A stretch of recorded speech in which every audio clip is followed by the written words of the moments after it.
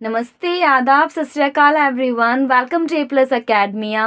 मैं श्वेता गुप्ता आप सबके लिए एक बहुत ही अमेजिंग सी स्टोरी लेकर आई हूँ, जो कि समकालीन विश्व राजनीति का चैप्टर नंबर 4 है, सत्ता के वैकल्पिक केंद्र। यस गाइस, आज के इस वीडियो में हम इसी अमेजिंग सी स्टोरी को पढ़ने वाले हैं, जिसमें आपको बहुत ही अमेजिंग से कैरेक्टर्स, बहुत ही अमेजिंग से चेहरे जानने को मिलेंगे। और ये चैप्टर हमारा टर्म सेकंड में आने वाला बहुत ही इंपॉर्टेंट चैप्टर है।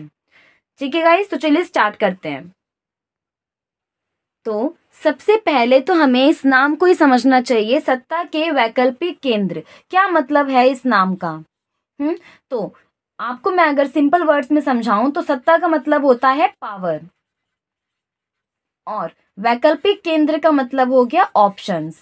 ठीक है, मीन्स इस कहानी में हम यही देखेंगे कि अंतर्राष्ट्रीय राजनीति में हमारे कई सारे नए नए देश जो थे वो उभर कर आने लगे थे, और कई सारे देश जो हैं काफ़ी हद तक आर्थिक विकास करने लगे थे। उन्हीं देशों की, उन्हीं शक्तियों की हमें स्टोरीज को पढ़ना है कि कैसे उन्होंने अपने विकास को आगे बढ़ाया। तो इसीलिए चैप्टर का टाइटल रखा गया है सत्ता के वैकल्पिक केंद्र। ठीक है गाइस, लेकिन इस चैप्टर को समझने के लिए सबसे पहले हमें चैप्टर नंबर 1, 2, 3 इन तीनों के कनेक्शंस को देखना होगा, तभी आपको ये इस चैप्टर का कनेक्शन समझ में आ पाएगा। ठीक है, तभी आप ये जान पाओगे कि आखिर हम इसके बारे में पढ़ ही क्यों रहे हैं, why we are studying this chapter.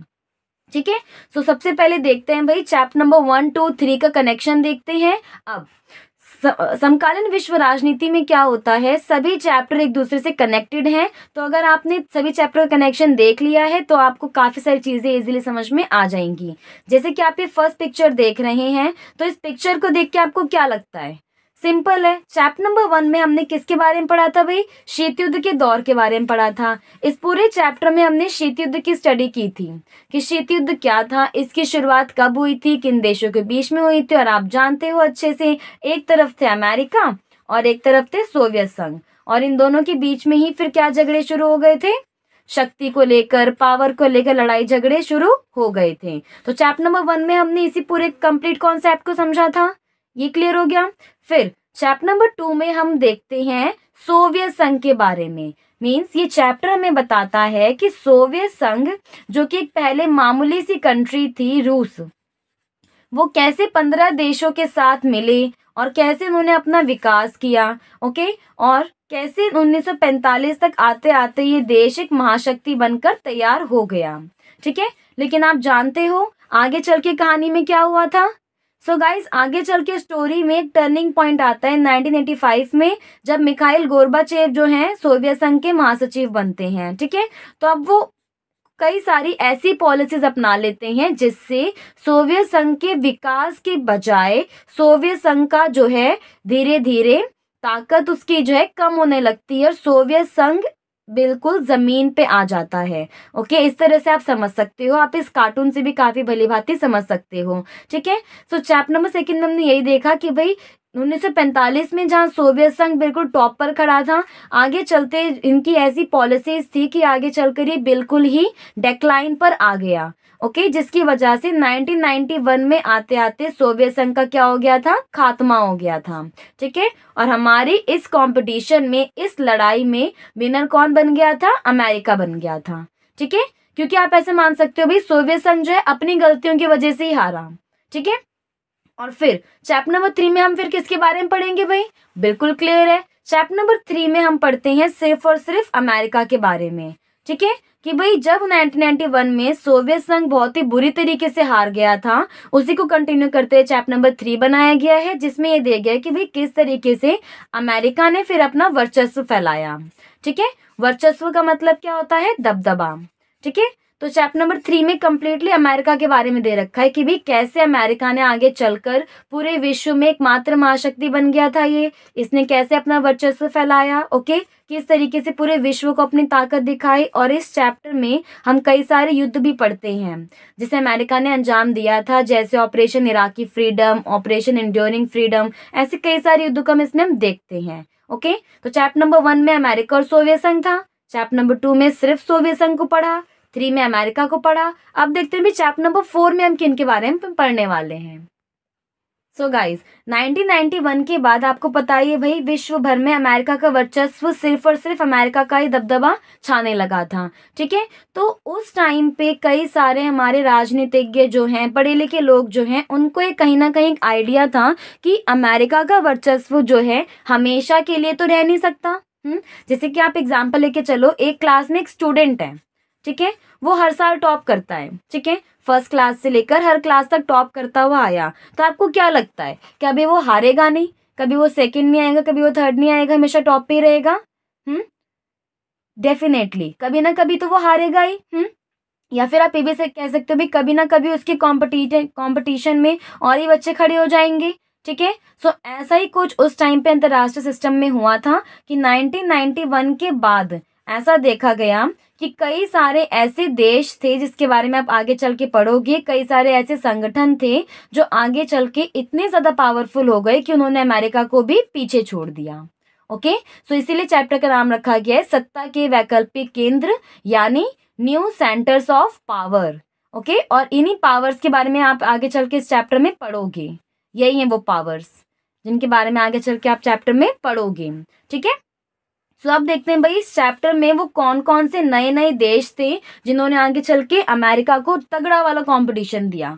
तो उनमें से सबसे पहला आप पढ़ोगे भाई यूरोपीय संघ के बारे में। ओके, फिर सेकंड हम देखेंगे भाई आसियान के बारे में, और थर्ड देखेंगे चीन की स्टोरी, कि कैसे 1991 के बाद जो है ये तीनों कंट्रीज एकदम से पावरफुल बनकर उभरी और इन्होंने जो है अमेरिका को भी पीछे छोड़ना शुरू कर दिया। ठीक है, अब गाइज आपको ये क्वेश्चन माइंड में आ रहा होगा कि भाई यूरोपीय संघ और आसियान क्या है। हमने तो भाई चीन का नाम सुना है, चीन एक बहुत ही बड़ा देश है जिसकी जनसंख्या बहुत ज्यादा है, लेकिन ये दोनों क्या चीज है? सो गाइज ये दोनों कोई एक देश नहीं है, ये कई सारे देश का समूह है, संगठन है। ओके, जिसे आमतौर पे बोलते हैं क्षेत्रीय संगठन। क्या बोलते हैं गाइस? क्षेत्रीय संगठन। ओके, तो सबसे पहले तो हम इन दोनों क्षेत्रीय संगठन की स्टडी करेंगे कि भाई ये क्या थे, इनका निर्माण कब हुआ था, इन्होंने कैसे कैसे अपना विकास करना स्टार्ट किया, कौन कौन सी कंट्रीज इन ग्रुपिंग में शामिल थी। ओके, क्षेत्रीय संगठन उनको आप आम भाषा में ग्रुपिंग भी कह सकते हो, कई देशों की ग्रुपिंग। ठीक है भाई, फिर लास्ट में चीन की स्टोरी देखेंगे। So guys I hope chapter का नाम क्लियर हो गया होगा। अब देखते हैं अपना पहला टॉपिक। तो सबसे पहले तो हमें यही देखना होगा क्षेत्रीय संगठन का मतलब क्या होता है। अब क्षेत्रीय संगठन को इंग्लिश में रीजनल कॉर्पोरेशन कहते हैं, या फिर तो आप इसको रीजनल ऑर्गेनाइजेशन भी कह सकते हो। ओके, तो इसका मीनिंग क्या होता है? इसका मीनिंग बहुत ही सिंपल सा है। क्षेत्रीय संगठन से अभिप्राय उस व्यवस्था से है जिसमें भौगोलिक दृष्टि से निकट देश आपस में संगठन बनाते हैं।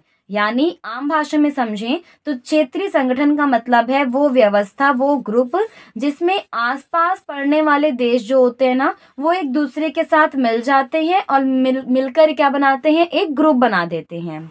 ठीक है, वही लिखा हुआ है भौगोलिक दृष्टि। भौगोलिक दृष्टि मतलब एक दूसरे के आसपास ही रहते हैं वो देश। ठीक है, और आसपास रहकर वो क्या बना लेते हैं, अपनी एक ग्रुपिंग बना लेते हैं, जिसे बोलते हैं हम क्षेत्रीय संगठन। फॉर एग्जाम्पल, आप जानते ही हो भाई, स्कूल लेवल पे हो तो क्लास में जो बच्चे आसपास बैठते हैं एक दूसरे के, हमेशा उन्हीं में क्या होती है, फ्रेंडशिप होती है, एक दूसरे के दोस्त बन जाते हैं, लंच साथ में करते हैं, स्टडी साथ में करते हैं। सो वैसे ही अंतर्राष्ट्रीय स्तर पे होता है, और इसी को बोलते हैं हम क्षेत्रीय संगठन। ठीक है, अब बात करते हैं भाई ऐसे दो क्षेत्रीय संगठन बने थे जो कि आगे चल के अमेरिका को जिन्होंने कंपटीशन दिया था। एक थे भाई हमारे यूरोपीय संघ, जिनके बारे में इस चैप्टर में हम पढ़ने वाले हैं, और एक थे आसियान। ठीक है, ओके, अब बात करते हैं भाई, ये भी क्वेश्चन माइंड में आता है कि ठीक है भाई, हमने तो समझ लिया क्षेत्रीय संगठन क्या होता है। ठीक है, देशों के ग्रुप को बोलते हैं क्षेत्रीय संगठन, लेकिन ये क्यों बनाए जाते हैं भाई, इनके उद्देश्य क्या होते हैं? अब देखो, उद्देश्य वर्ड का, ये वर्ड यूजुअली आता रहता है पॉलिटिकल साइंस में। तो देखो, उद्देश्य का मतलब होता है किसी भी चीज को करने का कारण, रीजन। तो हमें वही रीजन देखना है। ठीक है, तो देखो सिंपल सी बात है, सबसे पहला रीजन क्या है, आर्थिक उन्नति को बढ़ावा देना। ठीक है, मीन्स ये जो देश होते हैं ये एक दूसरे के साथ जो है ऐसे ही ग्रुपिंग नहीं कर लेते, इनके ग्रुपिंग करने का मेन रीजन होता है आर्थिक उन्नति को बढ़ावा देना, मीन्स एक दूसरे की हेल्प लेते हुए अपना आर्थिक विकास करना, इकोनॉमिक डेवलपमेंट करना। ठीक है। सेकंड क्या है भाई, क्षेत्रीय सहयोग को बढ़ावा देना, मीन्स वही है भाई दिक्कत होने पर एक दूसरे की हेल्प कर सकें। ओके, सिंपल सी बात है भाई, हम दोस्ती क्यों करते हैं? दोस्ती हम इसलिए करते हैं भी ताकि जब हमें होमवर्क लेना हो किसी फ्रेंड से, ठीक है, प्रोजेक्ट्स वगैरह बनवाने हो या फिर और भी कोई भी जरूरत पड़े हम तो अपने दोस्त की हेल्प ले सकें, ठीक है, और हम उसकी हेल्प कर सकें। तो सिंपल है भाई, ये देश एक दूसरे के साथ क्यों आते हैं? ताकि जब इन्हें आर्थिक सहायता की जरूरत पड़े, मीन्स पैसों से जुड़ी हुई सहायता की जरूरत पड़े, तो ये एक दूसरे की हेल्प ले सकें। ओके, एक दूसरे का अगर कहीं सपोर्ट करना है, कोई लड़ाई वगैरह हो गई है तो हम एक दूसरे का साथ दे सकें। तो इन्हीं उद्देश्यों के चलते क्षेत्रीय संगठन बनाए जाते हैं। और भी रीजंस होते हैं, जैसे अंतर्राष्ट्रीय व्यापार को बढ़ावा। अब ये देश एक दूसरे के साथ ग्रुपिंग क्यों करते हैं भाई? ताकि आगे चलकर एक दूसरे के साथ ये व्यापार भी कर सके। व्यापार मतलब ट्रेड, आपको पता है, ये सामान वगैरह खरीदना बेचना एक दूसरे के साथ, ये वाला काम भी ये लोग कर सके। देन है विवादों का शांतिपूर्ण निपटारा। अब आप जानते हो भाई, कई बार क्या होता है, जो बच्चे क्लास में एक साथ बैठते हैं उनमें हमेशा लड़ाई हो जाती है। ठीक है, तो इस लड़ाई को सुलझाने के लिए कुछ लोग आते हैं, है ना। तो वैसे ही मान लो भाई, देशों में भी कई बार लड़ाई झगड़े हो जाते हैं, जैसे भारत और पाकिस्तान, आए दिन दोनों में लड़ाई झगड़े होते ही रहते हैं। ठीक है, सो मैं आपको बस एक एग्जांपल दे रही हूँ कि क्षेत्रीय संगठन इसलिए भी बनाए जाते हैं कि कल को अगर कोई विवाद हो जाए, है ना, कोई लड़ाई हो जाए, तो उसको हम शांतिपूर्ण तरीके से आराम से बैठकर सॉर्ट आउट कर सकें। ठीक है। नेक्स्ट रीजन क्या है भाई, पारस्परिक सहयोग को बढ़ावा, मीन्स वही है भाई एक दूसरे के साथ आकर, एक दूसरे के साथ मिलकर जो है सब अपना अपना डेवलपमेंट कर सकें, इसीलिए बनाते हैं क्षेत्रीय संगठन। ठीक है, और ऐसे ही दो महत्वपूर्ण क्षेत्रीय संगठन बनाए गए थे जिनके बारे में हम पढ़ेंगे। तो पेश है हमारा सबसे पहला क्षेत्रीय संगठन, दैट इज यूरोपीय संघ। ओके, यूरोपीय संघ जिसको यूरोपियन यूनियन भी कहते हैं। ओके, तो इसके बारे में देखेंगे कि ये क्या था, इसकी शुरुआत कब हुई, कैसे इन्होंने अपना विकास करना स्टार्ट किया और इसको बनाया ये क्यों गया था, ये सारे क्वेश्चन यहाँ पे देखेंगे। तो सबसे पहले तो यही है भाई, 27 यूरोपीय देशों का अनोखा आर्थिक व राजनीतिक संगठन है। गाइस, एग्जाम में अगर क्वेश्चन आए कि भाई यूरोपीय संघ क्या होता है, तो बेझिझक होकर आप ये लाइन डाल सकते हो कि 27 यूरोपीय देश हैं, मीन्स 27 कंट्रीज हैं, जिनके ग्रुप को क्या बोला जाता है, यूरोपीय संघ बोला जाता है। ओके, अब इसकी शुरुआत कब हुई थी भाई? 1948 में इसकी शुरुआत हुई थी, लेकिन इसे जो असली पहचान दी गई है वो कब दी गई है भाई? 1992 में दी गई है। ओके, वो भी हम आगे चल के समझेंगे कि कैसे। ठीक है, तो देखो भाई 1948 में हुआ क्या था, यूरोपीय आर्थिक सहयोग संगठन नाम से इस ऑर्गेनाइजेशन को बनाया गया था। ओके, और उस टाइम पे इस ऑर्गेनाइजेशन में सिर्फ 6 देश थे। ओके, और ये बात आप ध्यान रखना, यहाँ पे मैं किसकी बात कर रही हूँ? यूरोप की। ठीक है, तो यूरोप में जो पश्चिम यूरोप के देश थे, उन्हीं देशों से इसकी शुरुआत हुई थी।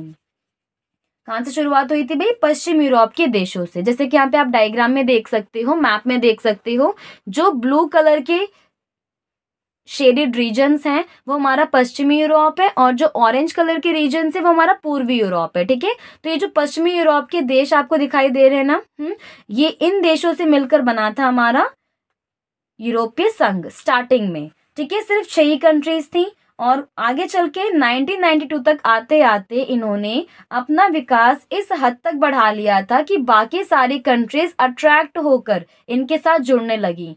फॉर एग्जाम्पल, किसी भी क्लास में अगर एक बच्चों का ग्रुप होता है जो पढ़ाई लिखाई में अच्छा है, हर एक चीज में अच्छा है, कॉम्पिटिशन्स में काफी अच्छे परफॉर्म कर रहे हैं, तो बाकी सारे बच्चे भी उनका फ्रेंड बनना चाहते हैं। ठीक है, सो ऐसा ही कुछ इनके साथ भी हुआ था। स्टार्टिंग में सिर्फ 6 कंट्रीज थी इनके साथ, लेकिन फिर जैसे ही इनका डेवलपमेंट देखा बाकी कंट्रीज ने, तो उनको लगा भाई हमें भी इस ग्रुप का हिस्सा बनना चाहिए। तो 1992 तक आते आते जो है इस ग्रुप को एक यूनिक नाम दे दिया गया था, यूरोपीय संघ का। ओके, थी सेम चीज। ठीक है, लेकिन पहले एक लंबा चौड़ा सा नाम था, बाद में एक यूनिक सा नाम दे दिया गया था। ठीक है, और उस टाइम तक आते आते इसमें 20 से 22 देश हो गए थे। आपको सोचो कितनी बड़ी बात है ये। अब देखते हैं भाई, स्टार्टिंग में जब इसकी स्थापना हुई थी तो उस टाइम पे कौन कौन से देश इसके हिस्से बने थे। ओके, वो थे हमारे संस्थापक देश। तो वो थे फ्रांस, पश्चिम जर्मनी, नाम देख सकते हैं आप, इटली, बेल्जियम, नीदरलैंड, लग्जमबर्ग। ठीक है, सो ये वो 6 कंट्रीज थी जो स्टार्टिंग में इस ग्रुप का हिस्सा बनी थी। तो जैसा कि आप देख ही सकते हैं, यूरोपीय संघ जो है ये उनका झंडा है। अब यूरोपीय संघ की खासियत क्या है ना, वही मैं आपको बता देती हूँ कि भाई यूरोपीय संघ जो है इनका इस ग्रुप का शुरुआत से ही एक ही झंडा रहा है। ओके, एक ही इनका राष्ट्रगान रहा है, मीन्स नेशनल एंथम इन कंट्रीज का सेम ही रहा है, और एक ही इनकी स्थापना दिवस रही है। ओके, और सभी देश जो है इन्हीं चीज़ों को फॉलो करते हैं, मीन्स जितने भी देश इस संघ में आए हैं उन सब ने इस फ्लैग को एक्सेप्ट किया है, उन सबका एक ही कॉमन नेशनल सॉन्ग है। ठीक है, हम बात करते हैं भाई मोस्ट इम्पॉर्टेंट क्वेश्चन कि ये संगठन बनाया ही क्यों गया था, है ना भाई, कोई ना कोई तो रीजन रहा होगा, तो उन रीजंस को देखते हैं, उन उद्देश्यों को देखते हैं। ठीक है, तो सबसे पहला उद्देश्य क्या था भाई, आर्थिक सहयोग को बढ़ावा देना। ठीक है, अब देखो यूरोपीय संघ में जितने भी देश थे ना वो स्टार्टिंग में काफी ज्यादा गरीब देश थे। ठीक है, अभी मैं आपको पूरा एक्सप्लेन करूंगी कि वो क्यों और कैसे गरीब हुए थे। अब उन्होंने सोचा भाई कि अगर हम अकेले अकेले अकेले अपनी राह पर निकलते हैं, विकास करना स्टार्ट करते हैं, तो बहुत ज़्यादा पैसा भी लगेगा, बहुत टाइम भी लगेगा और बहुत ही ज़्यादा मेहनत भी लगेगी। ठीक है, तो क्यों ना हम एक दूसरे के साथ मिलकर ये काम करें। तो देखो पहला रीज़न तो इनका क्लियर था कि हमें भाई आर्थिक सहयोग चाहिए, इसीलिए हम एक दूसरे के साथ आ रहे हैं। सेकंड है भाई सुरक्षा व विदेश नीति में सहयोग। अब इन देशों का ये भी था भाई कि हम जो है सुरक्षा नीति अपनी कैसे बनाएं, ठीक है, अपने देश की विदेश नीति कैसे बनाएं। तो इन सभी चीजों में एक दूसरे का सपोर्ट पाने के लिए इन्होंने क्या करा, अपना एक ऑर्गेनाइजेशन बना लिया। नेक्स्ट क्या था, मुक्त व्यापार को बढ़ावा। देखो यहाँ पे वो सारे रीजंस हैं जो हमने स्टार्टिंग में ही पढ़ लिए हैं क्षेत्रीय संगठन बनने के, तो वो सारे उद्देश्य आप यहाँ पे लिख सकते हो। ठीक है, जैसे वहां पर भी था भाई कि ये जो देश होते हैं हमेशा व्यापार को बढ़ावा देने के लिए एक दूसरे के साथ आते हैं, तो यहाँ पर भी वही रीजन है। नेक्स्ट में विवादों का शांतिपूर्ण निपटारा, ये हम पहले ही पढ़ चुके हैं कि भाई आगे चल के मान लो इनमें से किसी भी देश में अगर कोई भी इशू हो जाता है, कोई भी लड़ाई झगड़े हो जाते हैं, तो सब मिलकर आराम से उस इशू को सॉल्व कर लेंगे। ठीक है भाई, तो इन 4 रीजंस के चलते यूरोपीय संघ को बनाया गया था। ठीक है, अब मोस्ट इम्पॉर्टेंट हमने भाई देखा कि यूरोपीय संघ आगे चलकर 1992 तक आते आते और आगे बढ़ते बढ़ते इतना ज्यादा उसने विकास कर लिया कि उसने अमेरिका को भी पीछे छोड़ दिया था। ठीक है, तो भाई ये जानना तो पड़ेगा कि ऐसा यूरोपीय संघ ने आखिर क्या किया था इन सालों में कि उसने इतनी जल्दी विकास कर लिया। तो वही हम देखेंगे कि यूरोपीय संघ के विकास की कहानी क्या रही है। ओके, और this is the amazing part, really have to say. ठीक है, तो सबसे पहले शुरुआत होती है इनकी 1948 में, मैंने आपको बताया था। अब सबसे पहले जो घटना हुई ना जिससे सब कुछ शुरू हुआ, वो घटना थी मार्शल योजना का आना। ओके, तो अब ये मार्शल योजना क्या थी, इसे समझने के लिए ना पहले आपको यूरोप को देखना पड़ेगा। ठीक है, ये मान लो यूरोप है। ठीक है, अब आपको पता है ना 1945 में क्या हुआ था, दूसरा विश्व युद्ध खत्म हुआ था। ठीक है, और अमेरिका और सोवियत संघ दोनों जो है महाशक्ति बनकर उभरे थे।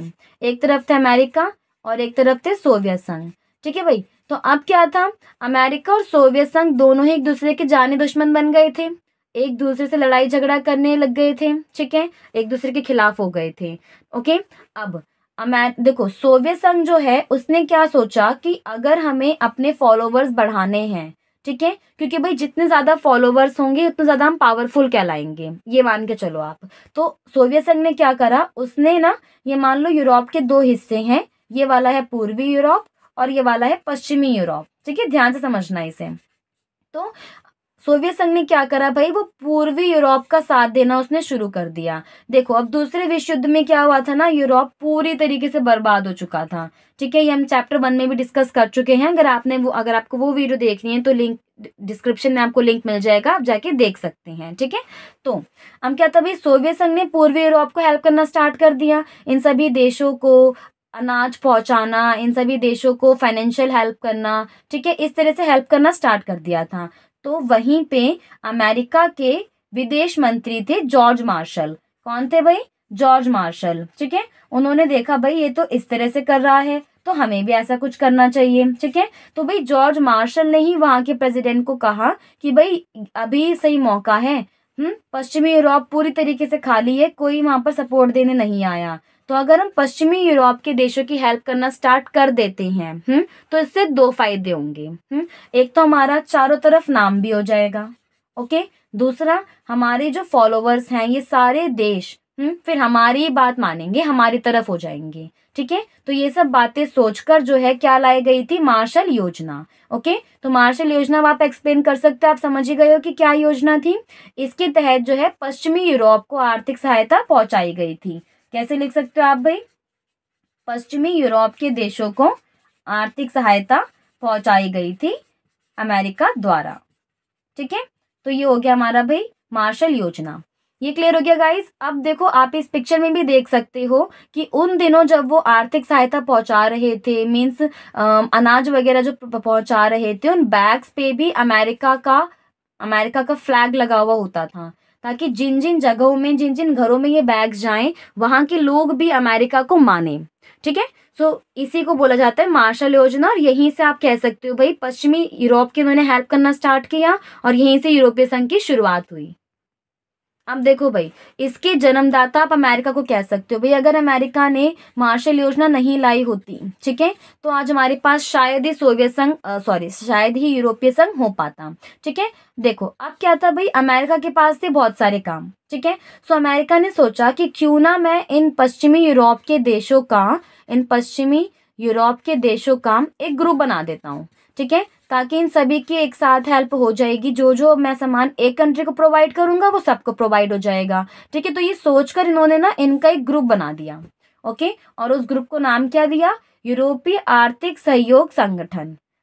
सुनने में थोड़ा सा वियर्ड है, थोड़ा सा लंबा है, लेकिन यही नाम इन्हें दिया गया था, ठीक है। तो हम ये कह सकते हैं भी 1948 में ही यूरोपीय आर्थिक सहयोग संगठन की शुरुआत हो गई थी। कितने देशों के साथ, 6 देशों के साथ, जिनके नाम आगे हमने पढ़े लिए हैं, ठीक है। अब हम देखते हैं भाई कि अब देखो भाई, अमेरिका ने पूरा जिम्मा उठाया था, ठीक है, लेकिन अमेरिका ने ना इन पश्चिमी यूरोप के देशों की हेल्प करी और सारे काम जो है स्टेप बाय स्टेप, एक के बाद एक एक करते गए वो, और इसी तरीके से इनका विकास सफल हुआ। फिर हम देखेंगे भाई कौन कौन से साल में कौन कौन सी इंपॉर्टेंट घटना हुई। जैसे 1949 में, अगले साल ही क्या बनाया इन्होंने, यूरोपीय परिषद, ठीक है, जिसको क्या बोलते हैं हम, यूरोपियन काउंसिल।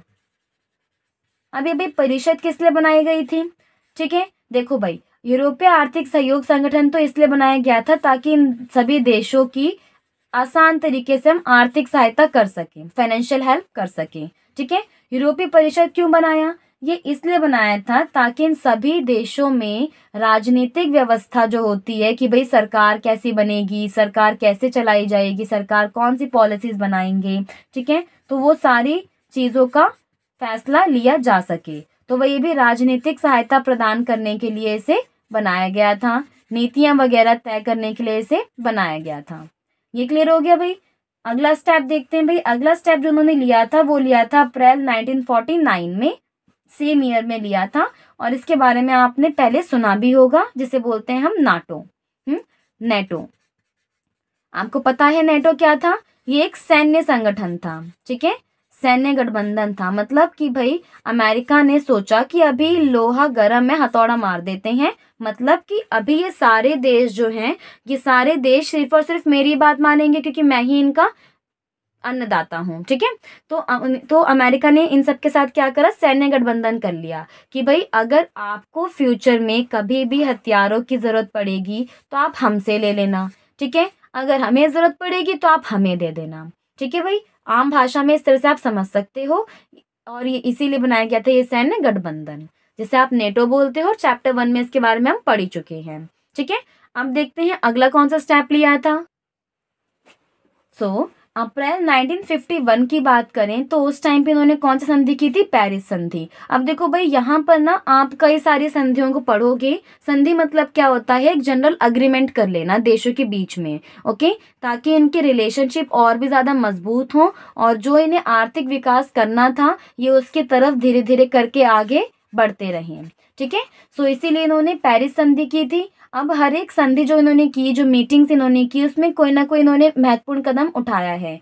तो देखो भाई इस संधि में इन्होंने क्या किया था, यूरोपीय कोयला व इस्पात समुदाय बनाया। मीन्स एक अलग से डिपार्टमेंट बना दिया, समुदाय मान के चलो भाई, एक डिपार्टमेंट बना दिया इन्हीं का, ठीक है, जिसको कौन सा काम सौंपा गया, कोयले का, कि भाई इन देशों के बीच में कोयले का जो लेन देन होगा वो आप संभालोगे, ठीक है। इस्पात का मतलब होता है स्टील, ठीक है भाई, कि कोयला और जो स्टील है इनसे जुड़ा हुआ जितना भी कारोबार होगा, जितना भी लेन देन होगा, वो सब ये डिपार्टमेंट देखेगा, ठीक है। अगला पॉइंट देखते हैं भाई, मार्च 1957 में क्या इन्होंने स्टेप उठाया था, रोम की संधि की थी guys, that is really important. कौन सी संधि की थी, रोम की संधि की थी, ठीक है। अब रोम की संधि में क्या किया था इन्होंने दो और डिपार्टमेंट बनाए थे, ठीक है भाई। एक है हमारा यूरोपीय आर्थिक समुदाय, जिसको यूरोपीय इकोनॉमिक कम्युनिटी कहते हैं, ठीक है। और सेकंड था भाई यूरोपीय एटमी ऊर्जा समुदाय, जिसको आम भाषा में यूरा एटम कहते हैं, ठीक है भाई। और इस डिपार्टमेंट का सिंबल भी आप यहाँ पे देख सकते हो, ये हमारा यूरा एटम का सिंबल है, ठीक है। लेकिन सवाल तो ये उठता है कि ये क्यों बनाई गई थी।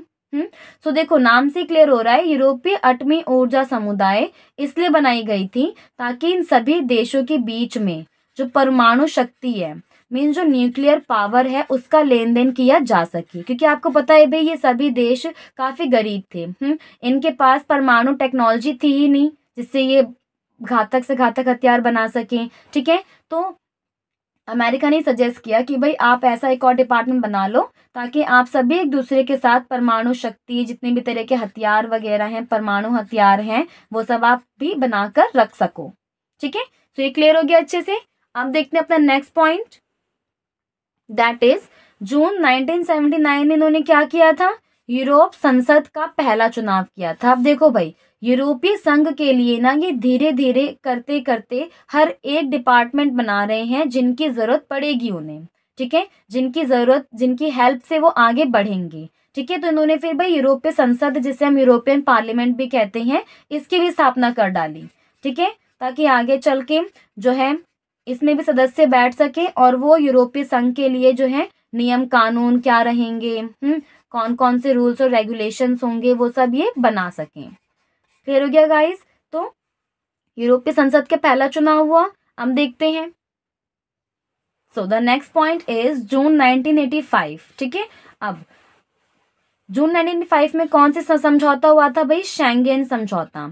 अब ये समझौता क्यों इंपॉर्टेंट था भाई, ये मोस्ट इंपॉर्टेंट है, तभी इन चारों पॉइंट्स में ना आपको स्टार दिख रहे हैं, ठीक है। Star literally means they are really important. अब इसमें उन्होंने कौन सा फैसला लिया था, सभी सदस्यों के बीच सीमा नियंत्रण हटा दिया, वेरी इंपॉर्टेंट, ठीक है। अभी सीमा नियंत्रण का मतलब क्या होता है, जैसे कि आप जानते हो एक देश से दूसरे देश में जाने के लिए हमें क्या करना पड़ता है भाई, वीजा पासपोर्ट लेना पड़ता है, ठीक है। जैसे आप अगर इंडिया से दुबई जा रहे हो तो आपको वीजा और पासपोर्ट लेना पड़ता है, ठीक है। लेकिन इन्होंने ये समझौते के तहत ये फैसला लिया कि अब जो है पश्चिमी यूरोप के जितने भी सदस्य देश यूरोपीय संघ का हिस्सा है ना, उन सभी में जो है लोग बिना पासपोर्ट वीजा के एक दूसरे देश में जा पाएंगे, ओके। और ये अपने आप में बहुत बड़ा फैसला था। आज भी अगर आप यूरोपीय संघ के देशों में चले जाओ, ठीक है, क्योंकि आज तो उनकी संख्या 27 हो गई है, ठीक है, तो आज भी यही है भाई, आप बिना पासपोर्ट वीजा के एक देश से दूसरे देश में आसानी से ट्रैवल कर सकते हो, ओके। और इससे क्या हुआ भाई, आम लोगों को ना ये छूट मिल गई कि भी उनका जिस भी कंट्री में रहने का मन है, जिस भी कंट्री में काम करने का मन है, वो वहां पे अब आसानी से जा सकते थे, ठीक है। सो इससे भी देशों का आर्थिक फायदा हुआ, ठीक है, टूरिज्म का फायदा हुआ, और भी कई तरह के फायदे हुए उन्हें, ठीक है। अगला स्टेप देखते हैं भाई, फरवरी 1992 आ जाती है हमारी। अब देखो भाई हम देखते आ रहे हैं कि किस तरीके से 1948 से शुरू करते हुए वो हर साल कुछ ना कुछ बनाए जा रहे हैं, कुछ ना कुछ इवेंट किए जा रहे हैं ताकि उनका आर्थिक विकास हो। और उन सभी कदमों की वजह से 1992 तक आते आते ना इनका आर्थिक विकास बढ़ने लगा था, ठीक है। मीन्स यहाँ तो अब देखते हैं भी फरवरी 1992 में कौन सी संधि हुई थी, उसे बोलते हैं मास्ट्रिक्ट संधि। कौन सी संधि हुई थी भाई? मास्ट्रिक्ट संधि। और इस संधि के तहत सबसे इम्पोर्टेंट फैसला लिया गया था कि भाई यूरोपीय संघ का वो जो पुराना बोरिंग सा नाम था, यूरोपीय आर्थिक सहयोग संगठन, उस बोरिंग से नाम को हटाकर एक यूनिक सा नाम दिया गया, यूरोपीय संघ। ओके, जो कि अपने आप में काफी यूनिक था। ठीक है, ये भी एक इम्पॉर्टेंट स्टेप रहा था। आगे देखते हैं भाई। अब भाई ये विकास की लहर पे चढ़ चुके थे, मीन्स विकास की लहर इनमें शुरू हो चुकी थी। और फिर इन्होंने जनवरी 1993 में क्या करा? एकीकृत बाजार का गठन किया। मतलब कि जितने भी कंट्रीज थी, ओके, उन सभी कंट्रीज में देखो, अब तक आते आते ना यूरोपीय संघ में 1992 तक आते आते 20 से 22 कंट्रीज हो गई थी शामिल। ठीक है, और आपको ये भी बात ध्यान रखनी है कि भाई ये जो थी कंट्रीज, ये सारी पश्चिमी यूरोप की थी। ठीक है, और बाद में चलकर 1992 के बाद ही जो है यहाँ पर पूर्वी यूरोप के देश भी अब इसमें शामिल होने लगे थे। ठीक है, क्योंकि उन्हें पता चल चुका था भाई कि अगर वो इनके साथ शामिल हो जाते हैं यूरोपीय संघ में, तो उनका भी डेफिनेटली वैसे ही आर्थिक विकास हो जाएगा। ठीक है, तो इसलिए भाई जब सदस्यों की संख्या बढ़ने लगी तो इन्होंने क्या करा? एक अपनी कॉमन मार्केट बनाई, जिसको बोलते हैं एकीकृत बाजार। ठीक है, जहाँ पे ये सारे देश मिलकर जो है एक साथ व्यापार कर पाएंगे और काफी आसान तरीके से व्यापार कर पाएंगे। ओके, नेक्स्ट पॉइंट देखते हैं भाई। 2000 में, ठीक है, क्या करा इन्होंने? फिर एक नई मुद्रा अपनाई, क्योंकि अब मेंबर कंट्रीज बढ़ती जा रही थी, तो इन्होंने सोचा भाई सबके अलग अलग मुद्राएं हैं, मीन सभी देश की अलग अलग करेंसी है। ओके, करेंसी का मतलब आपको पता ही होगा, नोट करेंसी है, तो क्यों ना हम सभी देशों की एक ही करेंसी रख दें, व्यापार में भी आसानी होगी, हर एक काम में आसानी होगी। और तो उन्होंने क्या अपनाया? यूरो को अपनाया। आप ये देख सकते हो यूरो का सिंबल कुछ इस तरीके से, जैसे देखो इंडियन रुपये का सिंबल हमारा इस तरीके से होता है, वैसे ही ये यूरो का सिंबल है। ठीक है, अब आता है भाई कहानी का सबसे मेन पड़ाव, 2005। ठीक है, आप ये कह सकते हो भाई एक स्टूडेंट ने एग्जाम के लिए बहुत तैयारी की, ठीक है, जी तोड़ जान लगा दी बिल्कुल। ओके, और उसने अपना डेवलपमेंट देखा भी, लेकिन सबसे ज्यादा डर उसको कब लगता है? जिस दिन उसका रिजल्ट आता है। तो आप ये मान सकते हो भाई 2005 में ना यूरोपीय संघ का रिजल्ट आया, और ये रिजल्ट देखकर यूरोपीय संघ बहुत ही ज्यादा खुश हुआ। कैसे भाई? 2005 में ये विश्व की सबसे बड़ी अर्थव्यवस्था बन गई थी गाइस। सोचो कितनी बड़ी बात है। वो देश जो एक टाइम पे अमेरिका के टुकड़ों पर पल रहे थे, वो आज के टाइम पे अमेरिका से भी आगे निकल गए, और इन्होंने 2005 में अर्थव्यवस्था के मामले में, इकोनॉमी के मामले में अमेरिका को भी पीछे छोड़ दिया था। ठीक है, सो ये बहुत ही इंपॉर्टेंट इवेंट रहा था। और फिर जो है पूरा वर्ल्ड जो है, पूरे वर्ल्ड में इनका नाम हो गया भाई कि यूरोपीय संघ ही एक ऐसी संस्था है जो अमेरिका को थोड़े समय के लिए ही सही लेकिन मात दे पाई।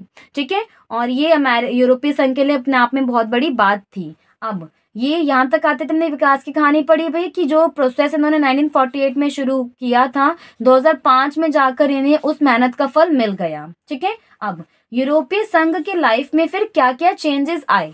ठीक है, मीन्स क्या कैसे इनकी ताकत दिखी पूरे वर्ल्ड को? ठीक है, तो वही भाई ये आगे चल के बहुत ही विशाल राष्ट्र राज्य बना। आपको सोचो 27 देशों का ग्रुप, कितना बड़ा ग्रुप होगा अपने आप में ही। देन अमेरिका के फैसलों को प्रभावित। अब देखो भाई, क्योंकि ये अमेरिका से कंधा मिलाकर चलने लगे थे, टक्कर में खड़े हो गए थे, तो अब ये अमेरिका के हर एक फैसले को एक्सेप्ट नहीं करते थे भाई। जहां पे इनको गलत लगता था वहां पर ये मना भी कर दिया करते थे। ठीक है, नेक्स्ट पॉइंट देखो, व्यापारिक क्षेत्र में वृद्धि। मीन्स इनका व्यापार जो है और भी बड़ी तेजी से बढ़ने लगा था, और भी कई देश, एशिया, अफ्रीका और भी कई देश जो थे उनके साथ इनके संबंध अच्छे होने लगे थे। ओके, सो आप देख सकते हो भाई किस तरीके से यूरोपीय संघ पॉपुलर होने लगा, इसका नाम, ताकत सब कुछ बढ़ने लगी। फिर क्या था? नेक्स्ट पॉइंट, अंतर्राष्ट्रीय संगठन में इनकी भूमिका बढ़ने लगी। आपको पता ही है ना अंतर्राष्ट्रीय संगठन कौन कौन से हैं? विश्व बैंक, वर्ल्ड बैंक जिसको हम WB कहते हैं, अंतर्राष्ट्रीय मुद्रा कोष, इंटरनेशनल मॉनेटरी फंड, तो ये सारे हमारे अंतर्राष्ट्रीय संगठन होते हैं। ठीक है, इन सभी संगठनों में पहले सिर्फ अमेरिका का बोलबाला था। ठीक है, मीन सिर्फ अमेरिका की चलती थी, लेकिन अब यूरोपीय संघ की भी चलने लगी थी। ठीक है, लास्ट पॉइंट देखते हैं भाई, आगे चल के ये विश्व की दूसरी सबसे बड़ी सैन्य ताकत हो गई थी इनकी। देखो that is really important, means ये मिलिट्री पावर में भी जो है वर्ल्ड में सेकंड नंबर पे आ गए थे, और पहले नंबर पे था अमेरिका। ओके, सो आप देख सकते हो भाई किस किस तरीके से यूरोपीय संघ ने कहाँ से शुरुआत करके कहाँ तक पहुंचे और कैसे अपने आप को इन्होंने अमेरिका के खिलाफ एक टक्कर दी। ठीक है भाई।